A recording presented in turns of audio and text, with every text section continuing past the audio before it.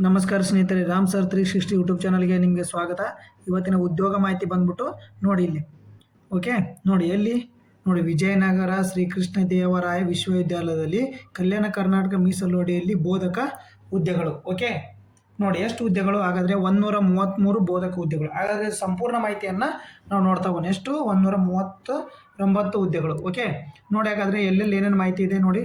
ಕನ್ನಡದಲ್ಲಿ ಇದೆ ಮಾಹಿತಿ ನೋಡಿ, ಅದ್ರ ವೆಬ್ಸೈಟ್ ಇದು, ಅದ್ರದ್ದು ಯೂನಿವರ್ಸಿಟಿದ ವೆಬ್ಸೈಟ್ ನೋಡಿ. ಏನಾಗಾದರೆ ಸ್ಟಾರ್ಟಿಂಗ್ ಡೇಟ್ 30 ಜನವರಿ. Okay, last date of application ಯಾವಾಗ 15 ಡೇಸ್ ಫ್ರಮ್, ಅಂದರೆ 13 ಡೇಸಿಂದ 15 ದಿನ ಅಂದರೆ ಯಾವಾಗ 14ನೇ ತಾರೀಕು ಲಾಸ್ಟ್ ಡೇಟ್. ಓಕೆ, ಎಷ್ಟು ಏನೋ ಫೆಬ್ರವರಿ 14, ಜನವರಿ 26, ಇದು ಫೆಬ್ರವರಿ 2026. ಓಕೆ, ಎಷ್ಟು 14ನೇ ತಾರೀಕು. ಓಕೆ, ನೋಡಿ ಇದ್ರದ್ದು ಟೋಟಲ್ ಪೋಸ್ಟು 139. ಓಕೆ, ನೋಡಿ ಹಾಗಾದರೆ ಏನೇನು ಹುದ್ದೆಗಳು ನೋಡಿರಿ. ಹಾಗಾದರೆ ಸಂಸ್ಥೆ ಹೆಸರು ಏನಾಗಾದರೆ ನೋಡಿಲಿ. ಸಂಸ್ಥೆ ಇದ್ದರೆ ವಿಜಯನಗರ ಶ್ರೀಕೃಷ್ಣ ದೇವರಾಯ ವಿಶ್ವವಿದ್ಯಾಲಯ. ಪೋಸ್ಟ್ ಹೆಸರೇನು? ಪ್ರಾಧ್ಯಾಪಕ, ಸಹಾಯ ಪ್ರಾಧ್ಯಾಪಕ ಮತ್ತು ಸಹಾಯಕ ಪ್ರಾಧ್ಯಾಪಕ, 3 ಥರ ಹುದ್ದೆ ಇರುತ್ತೆ. ಖಾಲಿ ಹುದ್ದೆಗಳು ಎಷ್ಟು? 139. ಓಕೆ, ಕೇಂದ್ರ ಸ್ಥಳ ಎಲ್ಲಿ? ಬಳ್ಳಾರಿ, ಕರ್ನಾಟಕ. ಓಕೆ, ಬಳ್ಳಾರಿ, ಕರ್ನಾಟಕ. ಅಧಿಸೂಚನೆ ಇಲ್ಲಿ ಬರ್ತಕ್ಕಂಥ ವೆಬ್ಸೈಟ್ನಲ್ಲಿ ಸಿಗುತ್ತೆ ನಿಮ್ಗೆ. ಓಕೆ, ವರ್ಗ ಯಾವುದು? ವಿಶ್ವವಿದ್ಯಾಲಯದ ಬೋಧಕ ಹುದ್ದೆಗಳು. ಅಧಿಕೃತ ಜಾಲ ನೋಡ್ರಿ, VSKUB.AC.in. ಓಕೆ, ನೋಡಿ ಹಾಗಾದರೆ ಅಧಿಸೂಚನೆ ಬಿಡುಗಡೆ ದಿನಾಂಕ ಯಾವಾಗ ಐತಿ? ಜನವರಿ 30.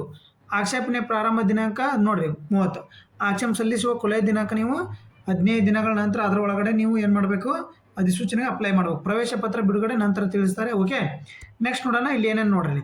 ಸಾಮಾನ್ಯ ವರ್ಗ ವಿಶ್ವವಿದ್ಯಾಲಯಗಳ ನಿಯಮ ಪ್ರಕಾರ, ಅವರು ವಿಶ್ವವಿದ್ಯಾಲಯಗಳ ನಿಯಮ ಪ್ರಕಾರ ಅಪ್ಲಿಕೇಶನ್ ಹಾಕ್ರಿ ನೀವು. ಎಷ್ಟು ಏನಂತೇಳಿ ನಿಯಮ ಪ್ರಕಾರ ಅಂದರೆ ಸಪ್ರೇಟ್ ಒಂದು ಅಧಿಸೂಚನೆ ಇರುತ್ತೆ. ಅದು ಅಧಿಸೂಚನೆ ಬಿಟ್ಟಾಗ ನಿಮ್ಗೆ ಅಧಿಸೂಚನೆ ನೀಡಲಾಗುತ್ತೆ. ಓಕೆ, ಒಂದು ಅಧಿಸೂಚನೆ ಪರ್ಟಿಕ್ಯುಲರ್ ಅಧಿಸೂಚನೆ ಬಿಡ್ತಾರೆ, ಅದನ್ನು ಆ ಅಧಿಸೂಚನೆಯಲ್ಲಿ ನಿಮ್ಗೆ ಎಲ್ಲನೂ ಮಾಹಿತಿ ಸಿಗುತ್ತೆ.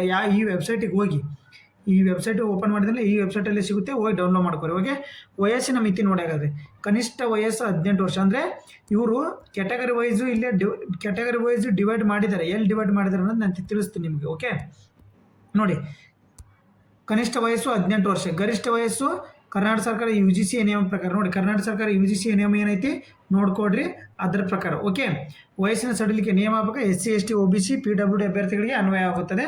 ಓಕೆ, ನೋಡಿ ಪ್ರಾಧ್ಯಾಪಕರ ಹುದ್ದೆಗಳು ಎಷ್ಟಾಗದೆ? 21. ಅಸೋಸಿಯೇಟ್ ಪ್ರೊಫೆಸರ್ಗೆ 40 ಹುದ್ದೆಗಳು. ಸಹಾಯಕ ಪ್ರಾಧ್ಯಾಪಕರು 78 ಹುದ್ದೆಗಳು. ಒಟ್ಟು 139 ಹುದ್ದೆಗಳು. ಓಕೆ, ಹಾಗಾದರೆ ಪ್ರಾಧ್ಯಾಪಕರು ಸಂಬಂಧಿಸಿದವರು ಏನೇನು ಮಾಡಿರ್ಬೇಕು ನೋಡಿರಿ. ನೋಡಿ, ಸಂಬಂಧಿತ ವಿಭಾಗದಲ್ಲಿ PhD ಮುಗಿಸಿರ್ಬೇಕು ರೀ. ಯಾವ ವಿಭಾಗ ನೀವು ಅರ್ಜಿ ಸಲ್ಲಿಸ್ತಿರ್ತಿರಲ್ಲ ಅದಕ್ಕೆ PhD ಮುಗಿಸಿರ್ಬೇಕು ರೀ. ಉತ್ತಮ ಗುಣಮಟ್ಟದ ಸಂಶೋಧನೆ ಪ್ರಕಟಣೆ ಮತ್ತು ಕನಿಷ್ಠ 10 ವರ್ಷ ಅನುಭವ ಇರಬೇಕು ನಿಮ್ಗೆ. ಅಸೋಸಿಯೇಟ್ ಪ್ರೊಫೆಸರ್ಗೆ ಸಂಬಂಧಿತ ವಿಷಯದಲ್ಲಿ PhD ಪ್ಲಸ್ 55% ಸ್ನಾತಕೋತ್ತರ ಪದವಿ ಮುಗಿಸಿರ್ಬೇಕು ನೀವು. ಏನ್ರಿ, ನೀವು 55% ಜಾಸ್ತಿ ಪ್ಲಸ್ ಇರ್ಬೇಕು ನೀವು ಸ್ನಾತಕೋತ್ತರ ಪದವಿ, ಅಂದರೆ ನಿಮ್ಮದು ಡಿಗ್ರಿ. ಅದ್ರ ಜೊತೆ ಕನಿಷ್ಠ 8 ವರ್ಷ ನಿಮಗೆ ಅನುಭವ, ಯಾವ್ದಾರ ಸ್ಕೂಲಲ್ಲಿ ನಿಮಗೆ ಮಾಡಿರ್ತಕ್ಕಂಥ ಬೋಧನಾ ಅನುಭವ ಇರ್ಬೇಕು ರೀ. ಓಕೆ, ಹಂಗಂದ್ರೆ ನೀವು ಇದು ನೋಡಿರಿ, ಸಹಾಯಕ ಪ್ರಾಧ್ಯಾಪಕ 78 ಹುದ್ದೆಗಳಿಗೆ ಹಾಗಾದರೆ ನೋಡಿ 55% ಅಂಕಗಳೊಂದಿಗೆ ಸ್ನಾತಕೋತ್ತರ ಪದವಿ. ಅಂದರೆ 55% ನೀವು ಮ್ಯಾಲೆ ಇರಬೇಕು ಡಿಗ್ರಿದು ಅಗ್ರಿಗೇಡ್ ಮತ್ತು ನೀಟು SLT ಮತ್ತು ಸೆಟ್ ಅರ್ಹತೆ ಅಥವಾ PhD. ನೀವು PhD ಮಾಡಿರ್ಬೇಕಿಲ್ಕಾದ್ರೆ ಇವನ್ನ ಅರ್ಹತೆಗೆ ಪಡೆದಿರ್ಬೇಕ್ರಿ. ಓಕೆ, ನೋಡಿರಿ ಪ್ರಾಧ್ಯಾಪಕರ ಹುದ್ದೆಗಳು ಎಷ್ಟಾಗದ್ರೆ ನೋಡಿರಿ. ಸ್ಥಳೀಯ ಕೇಡರ್ ಅಂದರೆ ಕಲ್ಯಾಣ ಕರ್ನಾಟಕಕ್ಕೆ 16, ಉಳಿದ ಕೇಡರ್ ಸಾಮಾನ್ಯಕ್ಕೆ 5. Okay, total 21. ಅಸೋಸಿಯೇಟ್ ಪ್ರೊಫೆಸರ್ 30 ಹುದ್ದೆಗಳು ಮತ್ತು 10 ಹುದ್ದೆಗಳು. ಓಕೆ, ನೋಡಿರಿ 105 ಕಲ್ಯಾಣ ಕರ್ನಾಟಕಕ್ಕೆ 34 ನೋಡಿರಿ, 59 19 ಹುದ್ದೆಗಳು. Okay, 78 total 139. ಓಕೆ, ನೋಡಿರಿ ಅಭ್ಯರ್ಥಿಗಳು ಕನಿಷ್ಠ ಏನೇನು ಇರಬೇಕಂದ್ರೆ ಮಾನದಂಡ ನೋಡಿ. ಕರ್ನಾಟಕ ಅಭ್ಯರ್ಥಿ 317 ಸೀಟುಗಳಿಗೆ ಆದ್ಯತೆ ಮೊದಲು ರೀ. ಅವರಿಗೆ ಸ್ಥಳೀಯ ಕಲ್ಯಾಣ ಕರ್ನಾಟಕದಲ್ಲಿ ಮೊದಲ ಆದ್ಯತೆ ಮತ್ತು ಅಖಿಲ ಭಾರತ ವಿಶ್ವವಿದ್ಯಾಲಯ ನಿಯಮಗಳಿಗೆ ಒಳಪಟ್ಟ ಸಾಮಾನ್ಯ ಸೀಟುಗಳು. ಓಕೆ, ಸಾಮಾನ್ಯ ಸೀಟುದಲ್ಲ ನೀವು ಯಾರಾದರೂ ಹಾಕ್ಬೋದು ರೀ. ಕೆಲಸ ಸ್ಥಳ ಎಲ್ರಿ? ಬಳ್ಳಾರಿ, ಕರ್ನಾಟಕ. ಓಕೆ, ನೋಡಿರಿ ID ಏನೇನು ಇರ್ಬೇಕು ನಿಮಗೆ? ಆಧಾರ್ ಕಾರ್ಡರ, ಪ್ಯಾನ್ ಕಾರ್ಡರ ಅಥವಾ ಮತದಾರ ಗುರುತಿನ ಚೀಟಿ ಇರಬೇಕು. ವಿದ್ಯಾಭ್ಯಾಸ ಏನಂತೆ ನಿಮ್ಗೆ ಆಲ್ರೆಡಿ ಹೇಳಿದ್ದೀನಿ. ಯಾವುದೋ ಸ್ನಾತಕೋತ್ತರ ಪದವಿ, PhD ಪ್ರಮಾಣ ಪತ್ರ, ನೆಟ್ ಅಥವಾ SLTಯ ಪ್ರಮಾಣ ಪತ್ರ. ಓಕೆ, ಅನುಭವ ಬೋಧಕ ಅಲ್ಲಿ ಮೇಲ್ಗಡೆ ಅನುಭವ ಕೊಟ್ಟಿದ್ರೆ ಅಷ್ಟು ಅನುಮತಿ ಇರಬೇಕು. ಮೀಸಲಾತಿ ಒಳಗಡೆ ನಿಮ್ಗೆ 371 ಅದ್ರದ್ದು ಪ್ರಮಾಣ ಪತ್ರ ಇರ್ಬೇಕು ರೀ. ನೀವು ಸ್ಥಳೀಯ ವೃಂದದೊಳಗೆ ನೀವು ಅಪ್ಲೈ ಮಾಡ್ತೀರಿ ಅಂದ್ರೆ ಫೋಟೋ, ಪಾಸ್ಪೋರ್ಟ್, ಇತ್ತೀಚಿನ ಗ್ರಹ ಚಿತ್ರದಿಂದ ಫೋಟೋ ತೆಗೆದುಕೊಂಡಿರ್ಬೇಕು. ನೋಡ್ರಿ ಯಾವ ಥರ ಆಯ್ಕೆ ವಿಧಾನ ನಡೀತದ್ರೆ, ಆಯ್ಕೆ ಪ್ರಕ್ರಿಯೆ ಹೆಂಗೆ ಮಾಡುತ್ತಂದರೆ 1ನೇ ಅಂಕ ಆಯ್ಕೆ ಅರ್ಜಿ ಸಲ್ಲಿಸುವ ನಿಮ್ಮದು, 2ನೇ ಶೈಕ್ಷಣಿಕ ಸಾಧನೆ ಸೂಚಕ ಪರಿಶೀಲನೆ ಮಾಡ್ತಾರೆ, ವೈಯಕ್ತಿಕ ಸಂದರ್ಶನ ಮಾಡ್ತಾರೆ, ದಾಖಲಾತಿ ಪರಿಶೀಲನೆ ಮಾಡ್ತಾರೆ. ಓಕೆ, ಇಷ್ಟೇ ಇರತಕ್ಕಂಥದ್ದು ಇದಕ್ಕೆ. ನೋಡಿರಿ, ಪ್ರಾಧ್ಯಾಪಕರು ಸ್ಯಾಲ್ರಿ ಎಷ್ಟು ರೀ? 1,44,000ದಿಂದ 2,18,000. ಅಸೋಸಿಯೇಟ್ ಪ್ರೊಫೆಸರಿಗೆ 1,31,000ದಿಂದ 400 ರೂಪಾಯಿ, 2,17,000ದಿಂದ 100 ರೂಪಾಯಿ. ಓಕೆ, ಸಹಾಯಕ ಪ್ರಾಧ್ಯಾಪಕರಿಗೆ 57,000ದಿಂದ 1,82,000 ರೂಪಾಯಿ ಇದು ಸ್ಯಾಲ್ರಿ ಆಯ್ತು ರೀ.